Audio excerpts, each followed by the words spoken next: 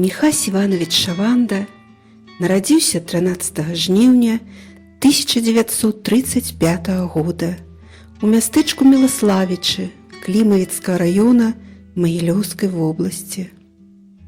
Было ваеннае дзяцінства і цяжкія пасляваенныя гады. Бацька франтавік, які вярнуўся з вайны інвалідам. Шмат турбот і выпрабаванняў лягло на плечы дзяцей у той час.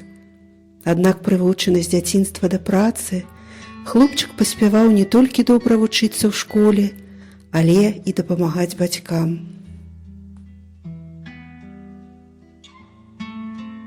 У 1944 годзе, у 9гадовым узросце, Міхась пасадзіў сваё першае дрэва. Гэта была ліпка каля бацькоўскай хаты, на спаленай у вайну вуліцы. Праз 4 гады, калі разам з сястрой працавалі ў лясніцтве на пасадцы лесу, закахаўся ў лес на ўсё астатняе жыццё. Менавіта тады з'явілася мара стаць ляснічым. Пасля заканчэння 7 класаў сярэдняй школы вырашыў паступаць у полацкі лясны тэхнікум. У той час гэта ўстанова адукацыі карысталася вялікім попытам у абітурыентаў, і паступіць туды было значна складаней, чым сёння. Менавіта таму стаць студэнтам тэхнікума яму так і не ўдалося. Давялося вярнуцца дадому і скончыць сярэднюю школу. Пасля атрымання атэстата яго прызвалі ў армію. 4 гады службы прайшлі на Балтыйскім флоце у прыбярэжным латвійскім горадзе Ліепае. Матрос Шаванда быў актыўным і ініцыятыўным, прымаў удзел у розных спартыўных конкурсах, удзельнічаў у самадзейнасці. І калі дэмабілізаваўся, вырашыў рушыць услед за камсамольцамі, якія агітавалі прыняць удзел у вялікай савецкай будоўлі, уводзіць у строй Краснаярскую гідраэлектрастанцыю. Міхась не хацеў абмяжоўвацца прафесіяй разнарабочага і, каб успомніць пройдзеную школьную праграму, пачаў наведваць урокі ў вячэрняй школе. Атрымліваўся так, што пасля заканчэння вячэрняй школы у Міхася аказалася на руках 2 атэстаты. Карыстаючыся выпадкам, ён адносіць дакументы адразу ў 2 вышэйшыя навучальныя установы і паспяхова здае ўступныя іспыты ў абодва – тэхналагічны інстытут і педагагічны. Параіўшыся з маці, ён становіцца студэнтам Краснаярскага тэхналагічнага інстытута. Праз 2 гады Міхась пераводзіцца ў аналагічны Мінскі інстытут на факультэт лясной гаспадаркі, каб быць бліжэй да родных і аказваць ім дапамогу. У 1964 годзе, пасля заканчэння Беларускага тэхналагічнага інстытута, паехаў працаваць на Палессе ў Нараўлянскі лясгас. Гэтыя гады ў Нароўлі запомніліся яму не толькі як час яго станаўлення і палучэння першага вопыту, але і тым, што тут ён сустрэў сваю адзіную каханую, Ніну Мікалаеўну, з якой пражыў сваё жыццё. Яго цягнула ў родныя мясціны, дзе прайшло маленства. Марыў пераехаць працаваць на радзіму, але там не знайшлося свабодных вакансій, і таму было абрана на бліжэйшае да бацькоў месца. У 1967 годзе маладая сям'я пераязджае ў горад Касцюковічы. У сям'і Міхася Івановича нарадзілася і вырасла 3 дзяцей. 2 дачкі, Святлана і Наталля, сын Андрэй. Усё астатняе жыццё Міхась Шаванда працаваў у Касцюковіцкім лясгасе. Больш як 20 гадоў галоўным ляснічым, інжынерам. Пасля выхаду на пенсію перайшоў на пасаду майстра лесу. Працаваў у Касцюковіцкім раённым таварыстве аховы прыроды. За плённую і добрасумленную працу Міхась Іванович Шаванда неаднойчы адзначаўся ганаровымі граматамі розных дзяржаўных і грамадскіх арганізацый. Міхась Іванович быў чалавекам, апантана ўлюблёным у сваю справу, а лес успрымаў як агульны родны дом для ўсіх людзей. Ён казаў: «Без леса мне ўжо немагчыма жыць. Лес – гэта мой лёс». З цягам часу прыйшоў прафесійны вопыт, з'явілася шмат цікавых назіранняў, а прыгажосць прыроды, лясное хараство выклікалі нават паэтычныя пачуцці, і аднойчы з'явілася неабходнасць падзяліцца з іншымі людзьмі гэтымі пачуццямі. У 1968 годзе у сельскай газеце быў надрукаваны першы твор Міхася Шаванды пад назвай «Хлеб». Потым з'яўляліся публікацыі ў іншых рэспубліканскіх і абласных выданнях, мясцовым друку. «Родная прырода», «Лесавік», «Вясёлка», «Пачатковая школа», «Беларуская ніва», «Беларуская лясная газета», «Зямля і людзі», «Голас Касцюкоўшчыны». Неўзабаве свет убачылі і кнігі пісьменніка. Міхась Шаванда працаваў у складаным і рэдкім цяпер у літаратуры жанры кароткай навелы, эсэ, замалёвак пра звяроў, лірычных апавяданняў пра дрэвы, палі, лугі. Творы, напісаныя пісьменнікам, гэта своеасаблівае запрашэнне ў дзівосны свет прыроды. Героі яго кніг не плён аўтарскай фантазіі. З імі аўтар неаднойчы сустракаўся на лясных сцяжынках.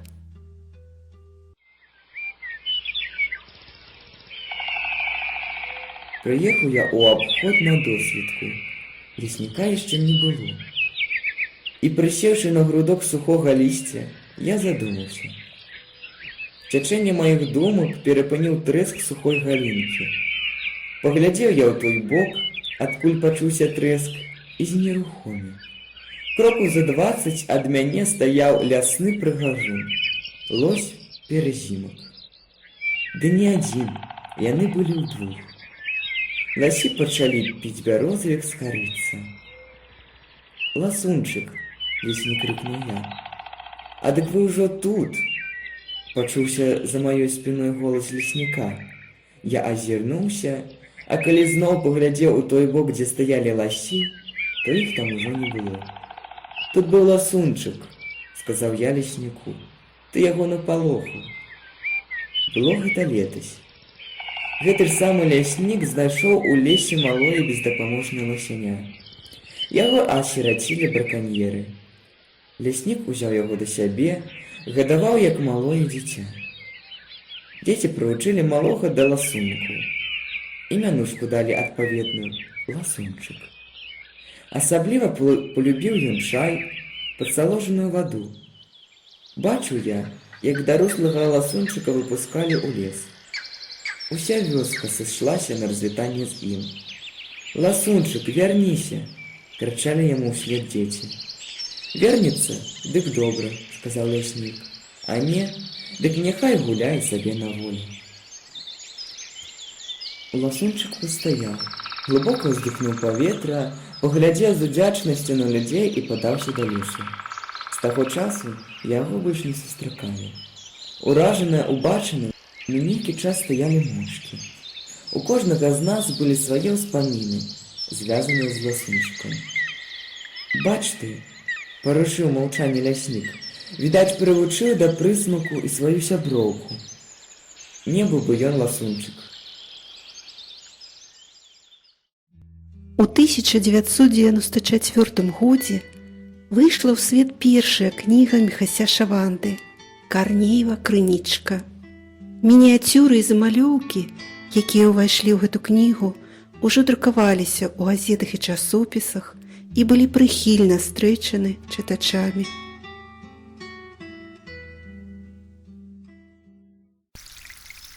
Крынічка.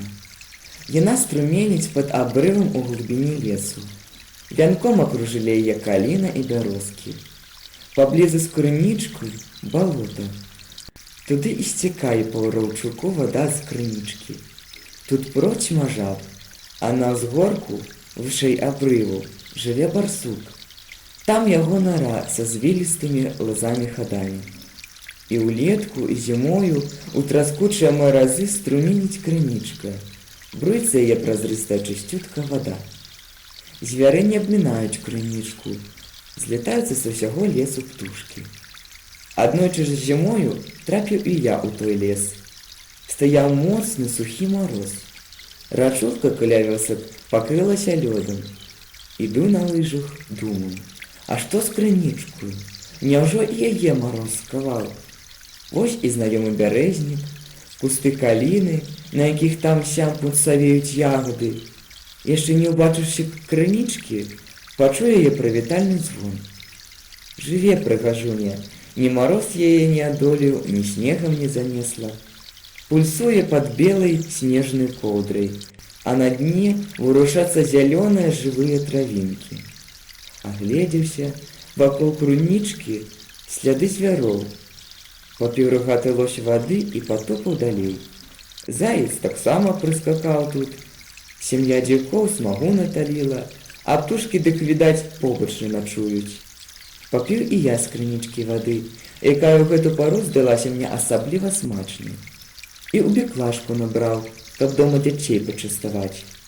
Жыві, крынічка, сустракай усіх, хто прыходзіць да цябе. Другі зборнік аўтара «У кожнага дрэва свой голас» быў выдадзены ў 1996 годзе. У зборніку 31 мініяцюра аб лясных цудах і лясных жыхарах, цікавых сустрэчах, прыгажосці роднай прыроды. Сярод твораў і ўжо знаёмыя па папярэдніх публікацыях, і зусім новыя.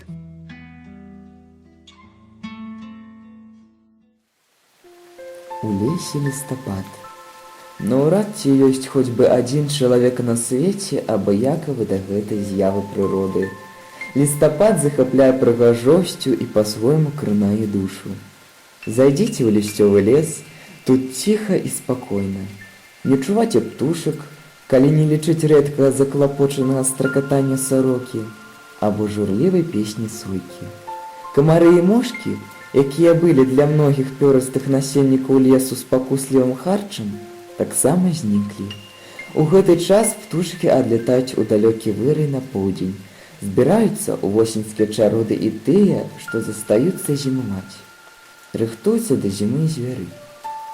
Лес у пару лістапада задумлівы і прыгожы.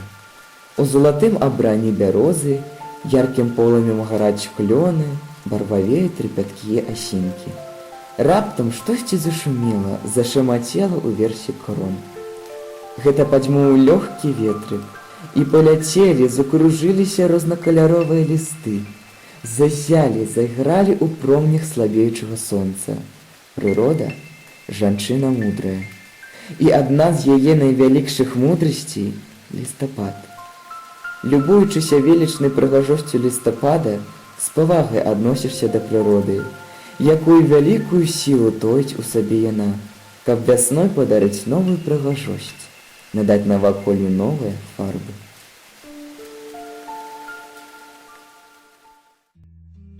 Уступам да зборнікаў кожнага дрэва свой голас стаў водгук, які напісаў Анатоль Зэкаў, член Саюза беларускіх пісьменнікаў. З любоўю і пяшчотай апавядае Міхась Шаванда пра братоў нашых меншых, пра кожнае дрэва і травінку, нібыта заклінае кожнага з нас вывучаць прыроду і вучыцца ў яе самім. А перш за ўсё берагчы лясное хараство, каб потым было што вывучаць і было ў каго вучыцца. Чытаючы мініяцюры з замалёўкі Міхася Шаванды, я зведаў такое адчуванне, быццам вырваўшыся з гарадскога тлуму, наведаў родную вёску і лес свайго маленства. Я па-сапраўднаму адпачыў душой.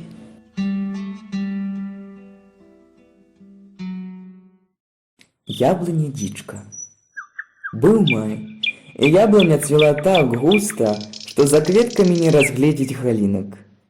Яблыня старая, з ствол пакручаны, з глыбокімі ранамі.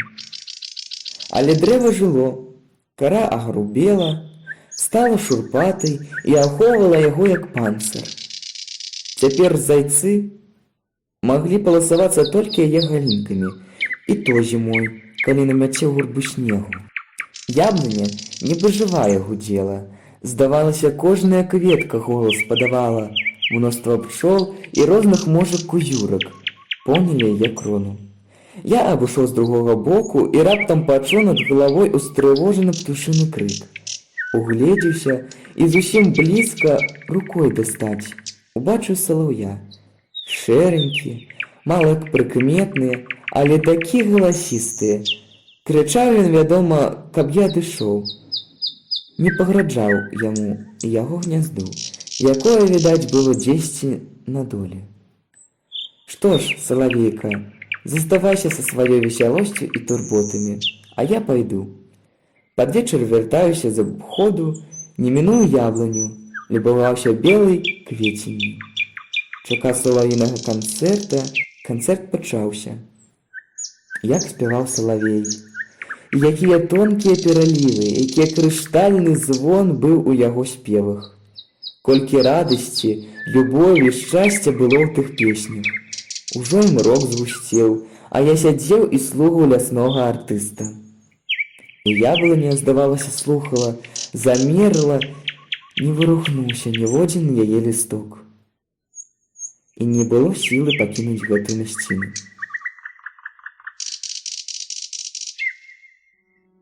У тым жа 1996 годзе пабачыў свет трэці зборнік твораў пісьменніка «Крыштальны звон бяроз». Аўтар зноў запрасіў сваіх чытачоў у дзіўны і патаемны свет, дзе нават размова вядзецца зусім іншымі моўнымі сродкамі, чым у жыцці. Часам нават здаецца, што аўтар вядзе расказ у паўголаса, а то і шэптам, мякка і пяшчотна сплятаючы амаль прыкметныя цені розных фарб, простых размоўных слоў.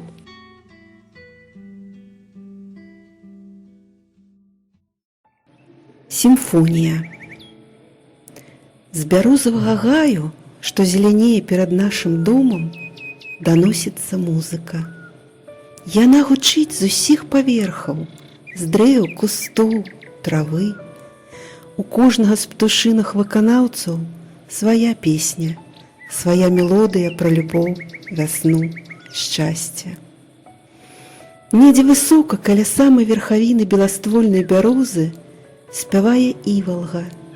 Быццам на флейце выводзіць яна задушэўную мелодыю.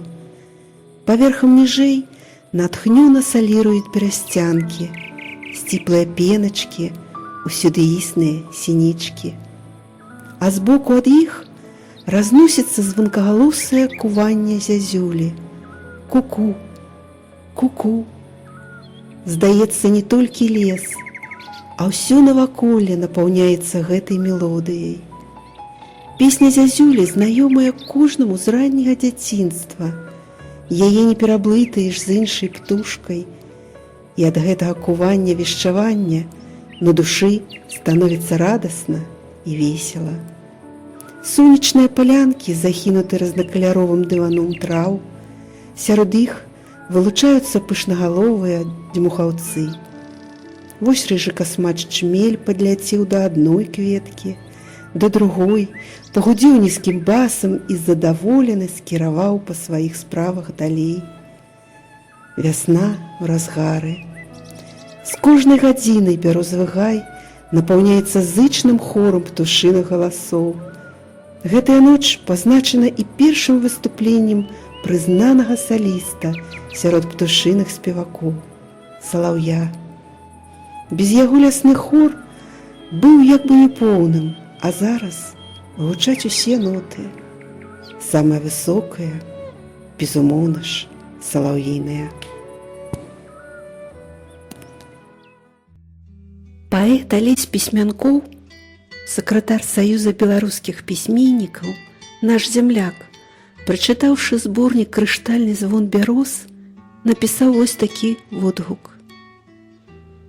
Касцюковіцкі ляснічы Міхась Іванович Шаванда не толькі вопытны лесавод, але яшчэ і чалавек, надзелены слыхам музыканта і зрокам мастака. Мініяцюры і замалёўкі, сабраныя пад вокладкай кніжкі «Крыштальны звон бяроз», яскрава сведчаць, што аўтар разумее мову прыроды і ўмее яе данесці да чытача дакладна, вобразна і эмацыянальна. Я не буду рабіць ніякіх паралеляў ні з Прышвіным, ні з Біянкі, ні з Пясковым, хоць уважлівы чытач адчуе, што Міхась Шаванда праходзіў школу гэтых знаных майстроў.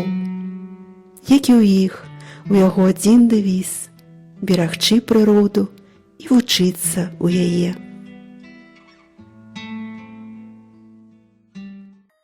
Крыштальны звон бяроз.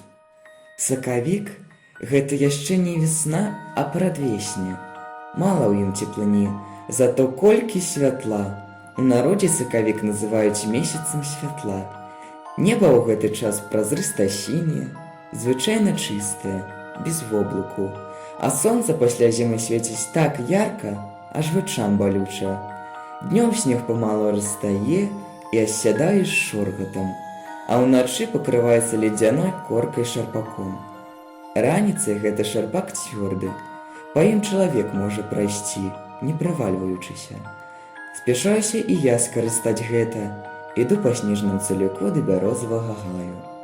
Бярозы ўжо да вясны падрыхтаваліся. На іх побурэлі, наліліся жыватворным сокам пупышкі. Пабялела бяроста. Яшчэ некалькі дзён і напоўняцца яны бярозавікам. Праткні кару і пырснуць слязінкамі светлыя празрыстыя кропелькі. Пі, чалавек, толькі не прычыняй дрэву вялікай раны. Я люблю гэты бярозавы гай ва ўсе поры года. І асабліва, калі ў ім пачынаюць спяваць салаўі. Можна цэлыя суткі слухаць іх спевы, на ўсё забыўшыся. Гай гэты нездарма называюць салаўіным.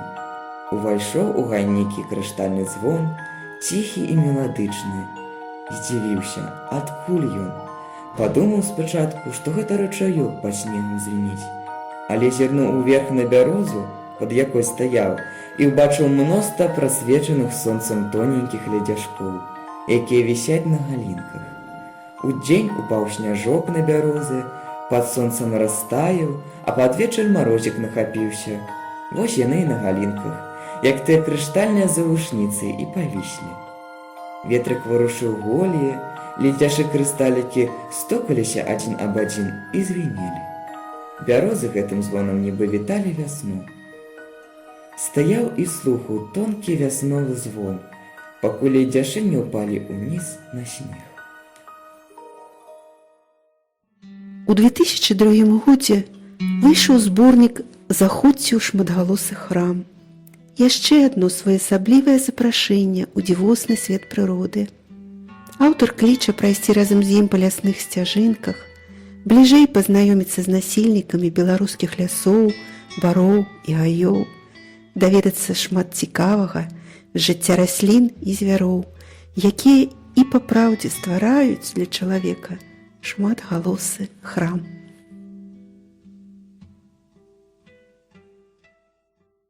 Заходзьце ў шматгалосы храм. Прырода і сапраўды храм, шматгалосы, густанаселены, вечна абнаўляльны. І гэта яе абнаўленне не можа не ўдзейнічаць на чалавека. Звярніце ўвагу, з якой радасцю сустракаем мы зіму або вясну, як захапляюць нас фарбы восені, а якім радасным хваляваннем ахоплены мы, чакаючы лета. Гасціннае лета запрашае да сябе, абяцае падзяліцца сваімі дарамі і непаўторнай шматколернай прыгажосцю. А калі мы запрошаны ў госці, дык безумоўна ж павінны праяўляць і сваё высакародства да гаспадара. Лес напоўнены разнастайнымі галасамі. Слухаючы яго, вы як бы прысутнічаеце на канцэрце, дзе ёсць песні і музыка. У лясных галасах і ласка, і шчырае прызнанне ў любові. Вы пачуеце, як вядуць сваю размову з ветрам дрэвы, як спявае елка. калі ўзнікне пытанне, ці можна што-небудзь прыхапіць з лесу, каб гэта было без шкоды для яго. Не саромейцеся, бярыце на сувеніры спевы птушак, водар кветак, мелодыю дрэў. Чым больш вы возьмеце падобных сувеніраў на памяць, тым больш сяброў будзе мець прырода. Ніколі не забывайце, што ў час вандровак па ходу вы знаходзіцеся ў гасцях у вашага вернага і надзейнага сябра прыроды. Давайце адправімся ў гэтае падарожжа па родных краявідах разам. Палюбуемся веліччу дрэў, паслухаем галасы птушак, пачекуем за звярамі і рознымі казюркамі. Шматгалосы храм прыроды чакае нас.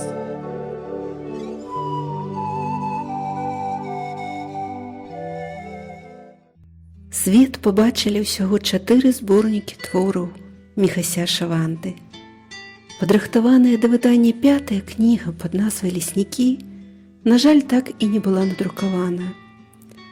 Значна пазней, у 2013 годзе, яна была выдадзена намаганнямі працаўнікоў Касцюковіцкай цэнтральнай бібліятэкі імя Івана Чагрынава.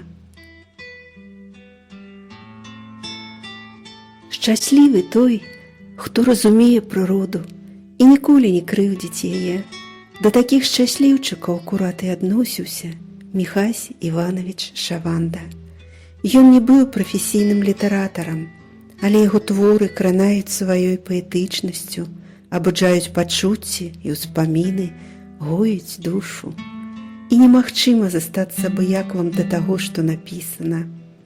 Ён любіў лес, клапаціўся аб яго будучыні і дзяліўся са сваімі чытачамі заклапочанасцю лёсам нашага агульнага дома. Кожным творам сваім, заклікаючы берагчы прыроду, вывучаць і вучыцца ў яе. Ён верыў, што прыгажосць выратае свет, ачысціць душы, асветліць мысленне. Мова прыроды. Здавалася б, ёсць неадпаведнасць у звязцы гэтых слоў. Мова прыроды.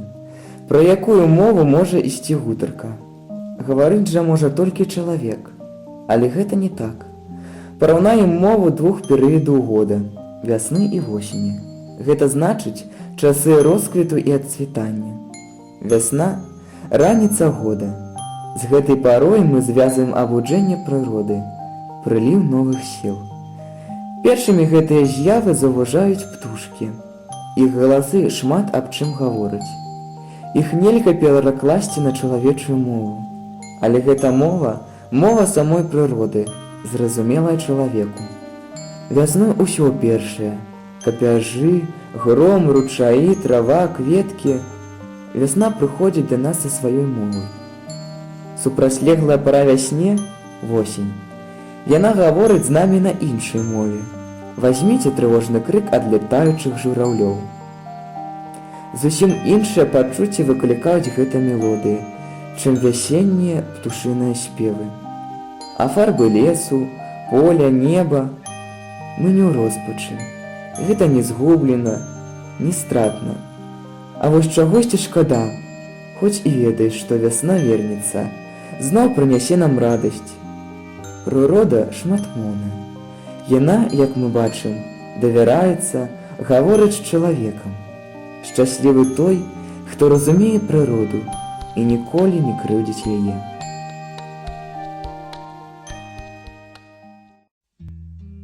У маі 2011 года Міхась Іванович Шаванда пайшоў з жыцця. Але ён пакінуў нам, сваім землякам, цудоўную спадчыну, лес, як наш агульны дом, і ціхае, ласкавае, пяшчутнае слова любові да роднай зямлі, розгалас ад якога гучыць моцна і кранае душу, пазбаўляе яе ад здранцвення. Лес, беларускія дубровы, каго вы толькі не цешылі сваёй прыгажосцю, хто толькі не кланяўся вам да самай зямлі, і хто з нас, грэшных, не прызнаваўся вам у любові. Я не ўяўляю сябе без лесу. І каб Бог даў мне не адно, а некалькі жыццяў, ні на імгненне не задумваючыся, усе іх аддаў бы лесу. Я ўсё свядомае жыццё быў у яго на службе, і служба была для мяне найвялікшым шчасцем.